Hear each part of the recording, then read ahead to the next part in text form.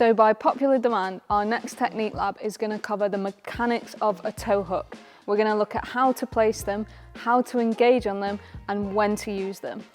So point number one is actually to put as much of your foot on a toe hook as possible. So your toe is much weaker than the middle of your foot. And if you think about having to hold the weight of your body, it'll be much easier with your whole foot. So while they're called toe hooks, you'd actually be better with most of your foot on.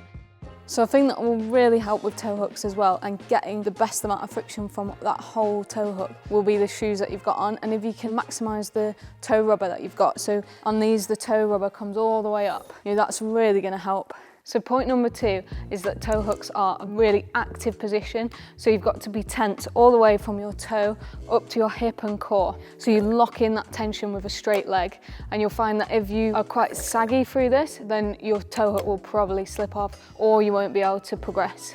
So the tension starts at the toe, but then you need to lock it in all the way up to your glutes and your obliques. So you tense the toe, the ankle, then the quad, glutes and your core to get really good active toe hook. So point number three, we're going to cover how to weight a toe hook. So with every other foot move, you use the foot to pull your hips over the foothold. Whereas with a toe hook, you actually use your hips to pull against the toe so that you weight it up. So it's the angle of your hips that determines how much weight is going through the toe hook. So in order to maximise that force through the toe hook, you'll actually want your hips underneath it, so you're actually sagging a little bit.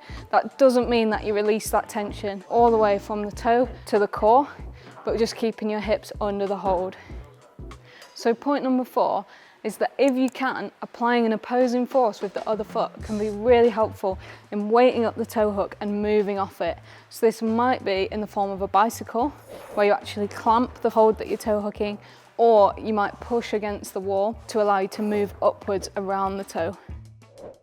So not only does that opposing force from the other foot really help you apply pressure through the toe and stay on, it can also be crucial in moving off the hold. Because a toe hook relies so much on that hip flexor strength, actually getting a boost from the other foot can be really useful.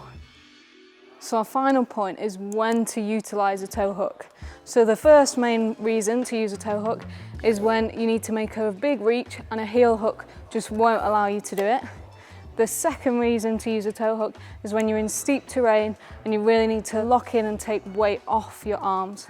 So look how much more reach I can get with a toe hook because I can straighten that leg all the way. And then on the steeper terrain, because I've got that toe hook in, I can actually keep my arms quite straight because the toe hook lends itself to me sagging underneath it. So it makes moves in steep terrain much less physical. So out of breath. As with a lot of these techniques, the best way to improve it is always going to be just to keep practicing them. So when you might go for a heel normally, see if you can do it with a toe, or try and add a toe hook to every boulder in your warm-up. Oh dear. Hopefully you found some of these tips useful.